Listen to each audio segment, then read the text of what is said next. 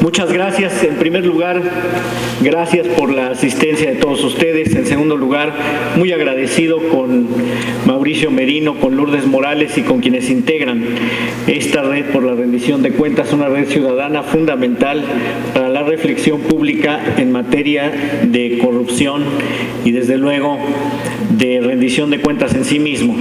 Comparto con gusto la mesa con Dante, con Alejandro, con Manuel Ayibis y desde luego con el Auditor Superior de la Federación, Juan Manuel Portal, con el propósito de poder platicar con ustedes sobre cuáles son los andamiajes que tienen que ser construidos para completar la reforma constitucional del Sistema Nacional Anticorrupción. Además de los andamiajes, es necesario decir que, con independencia de lo que lleve a cabo el Congreso, cada una de nuestras instituciones, y en especial la Secretaría de la Función Pública, tiene instrumentos para ir desarrollando ya principios derivados de la reforma constitucional, y tiene esa posibilidad porque puede emitir acuerdos, puede emitir lineamientos, puede emitir reglas y, desde luego, inducir incluso a que haya reglamentos. Por lo tanto, puede haber avances en la instrumentación del Sistema Nacional Anticorrupción con independencia de lo que el Congreso realice. Pongo además un ejemplo de cooperación institucional importante, dado en el Sistema Nacional de Fiscalización, que entre la Auditoría Superior de la Federación, la Secretaría de la Función Pública y los sistemas estatales se están construyendo. Otros ejemplos que se pueden dar sin necesidad de tener reforma aún está en la coordinación que se está construyendo con el INAI en materia de aterrizaje de los criterios de transparencia derivado de las reformas en esta materia. Una vez dicho esta cuestión introductoria, hablemos de los andamiajes que pudieran ser necesarios de construir, asumiendo que habría reforma legal para completar la constitucional. A mi juicio son 4 andamiajes fundamentales. El andamiaje particular de la Secretaría de la Función Pública, el andamiaje conductual, el andamiaje procesal y el andamiaje de la cooperación institucional. A mi juicio son los 4 ejes bajo los cuales debe girar la agenda de la reforma a las leyes secundarias sobre el Sistema Nacional Anticorrupción. Me refiero en primer lugar a la parte de la Secretaría de la Función Pública por la responsabilidad personal que en este caso me toca encabezar. Existe hoy una paradoja interesante jurídicamente hablando. La Secretaría de la Función Pública tiene vigencia y existencia constitucional porque está mencionada expresamente, pero no está en la Ley Orgánica de la Administración Pública Federal. Sí, a través de un artículo transitorio ejerce sus funciones, pero estrictamente como están el resto de las secretarías, no existe un menú de atribuciones de la Secretaría de la Función Pública. Las atribuciones hoy las ejerce con base en la ley anterior. Esta paradoja es la primera que tiene y conviene que sea resuelta desde un punto de vista de ortodoxia jurídica y, por lo tanto, en el andamiaje particular es pertinente establecer atribuciones a la Secretaría de la Función Pública como están establecidas las atribuciones al resto de las secretarías.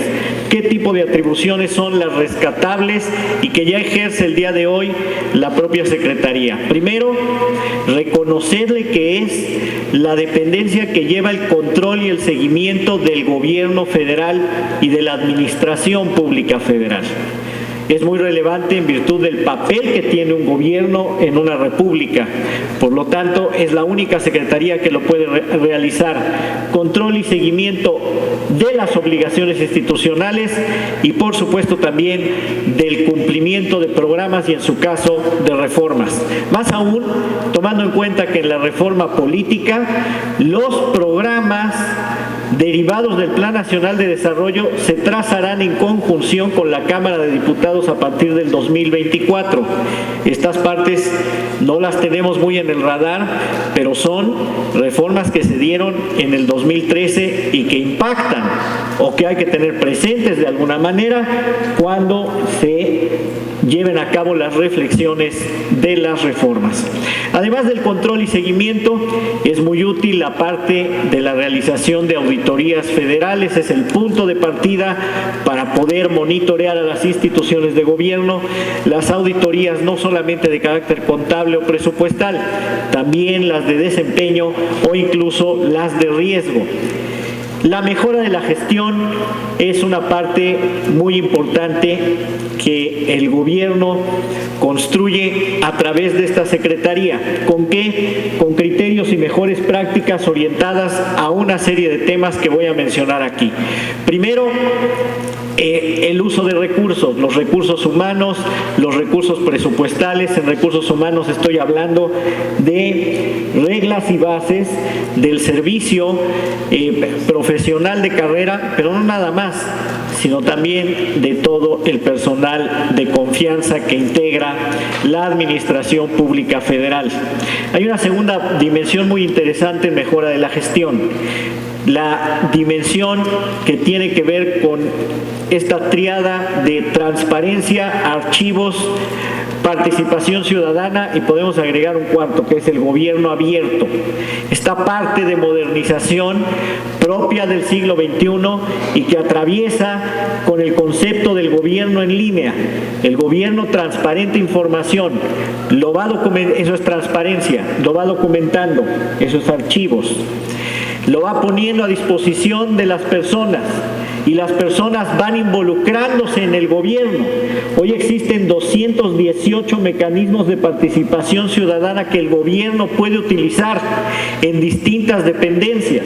Por lo tanto, esto constituye el pilar del gobierno abierto y en ese sentido le damos una concepción distinta con base en mejores prácticas internacionales. Por lo tanto, la mejora de la gestión constituye una parte del andamiaje particular de la Secretaría de la Función Pública para efectos de responsabilidad pública y rendición de cuentas.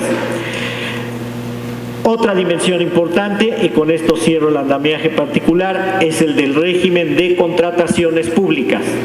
En este sentido, además de lo que nos den las leyes, es importante identificar las mejores prácticas para generar incentivos de eficiencia, de transparencia y desde luego de legalidad en la relación público-privada. Aquí, desde el punto de vista jurídico, estamos hablando de la ley de adquisiciones, de la ley de obras públicas, pero con independencia de ello, y reitero, de las mejores prácticas que rescate la propia Secretaría con la dinámica diaria de los 100,000 contratos que celebra el gobierno federal al año con particulares.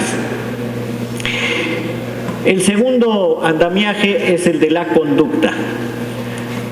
La corrupción es una conducta y al ser una conducta es importante también señalar que un servidor público ejerce distintas funciones y se puede equivocar.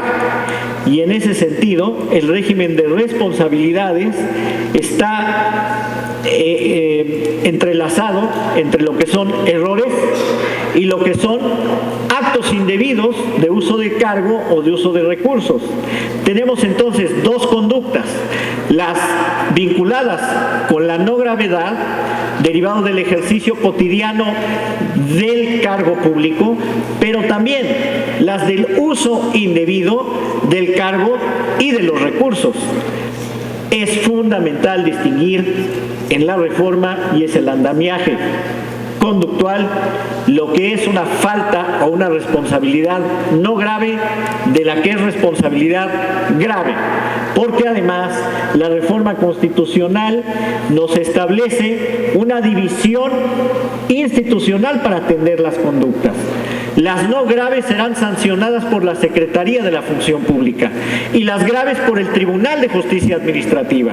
Por lo tanto, distinguir los tipos, los supuestos o las conductas se convierte en un tema de especial relevancia.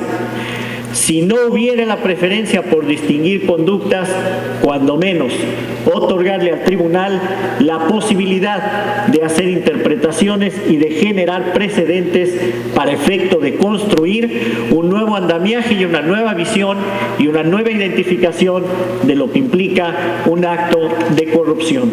Es un tema esencial y derivado de las conductas, por supuesto, hoy en la perspectiva contemporánea se habla del conflicto de interés. Conflicto de interés es un asunto que en el mundo va creciendo, derivado de la relación de globalidad, pero al mismo tiempo de los estrechos círculos en los que se mueven los actores privados que proveen servicios y obra y los actores públicos. Derivado de esta realidad, el gran dilema es cuáles son las fronteras del conflicto de interés. Las fronteras en términos de servidores públicos, de temporalidad, de niveles de relación, de tipos de operación. Y en ese sentido, hablar de conflicto de interés nuevamente pone el dilema de ampliar las definiciones o darle espacios de interpretación a la autoridad, particularmente al tribunal. El tercer andamiaje, después de ya haber hablado del andamiaje particular de la Secretaría y del conductual, el tercero es el andamiaje procesal. Porque aquí de lo que se trata es de atender las demandas y las quejas de los ciudadanos por presuntos actos de corrupción. Y esto genera un proceso. Es necesario revisar la parte del proceso en todas sus líneas.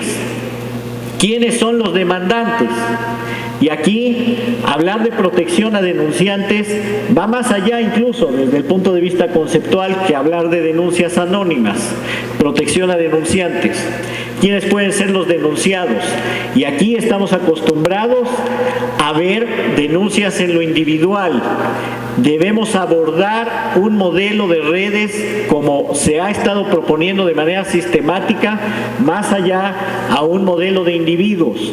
Por lo tanto, estamos abundando en la parte procesal.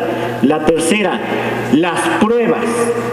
Es fundamental de qué manera se van a concebir las pruebas. Ya lo manifestó aquí el magistrado Manuel Ayibis. La distinción entre lo formal y lo material puede ser la diferencia entre poder atender un caso o no atenderlo. Obviamente todo el asunto derivado de la investigación. ¿Quién investiga? La Secretaría y la Fiscalía. Pero ¿de qué manera pasa esa investigación a manos del tribunal y de qué manera el tribunal lo documenta o lo estudia? Y los dilemas de si el tribunal se lo queda, si lo devuelve, si sanciona o si pide que sancione. Todos estos dilemas son parte del andamiaje procesal del Sistema Nacional Anticorrupción. Finalmente, el de la coordinación institucional. Aquí, en este andamiaje, es donde podemos encontrar mayor avance porque las dinámicas públicas de cada institución participante genera que haya desde ahora una serie de acuerdos e incluso construcción de sistemas, como es el Sistema Nacional de Fiscalización entre la Auditoría Superior de la Fiscalización y la Secretaría de la Función Pública. Pero aún dado el caso, se necesitan afinar algunas cuestiones vinculadas con facultades que cada uno de los actores que participan en el Sistema Nacional Anticorrupción tendría. Con estos 4 planteamientos del andamiaje institucional que constituyen dilemas y agendas del Sistema Nacional Anticorrupción, estimo que se establece cuál es el panorama por venir y los retos de la propia reforma. Muchas gracias por la oportunidad y el espacio.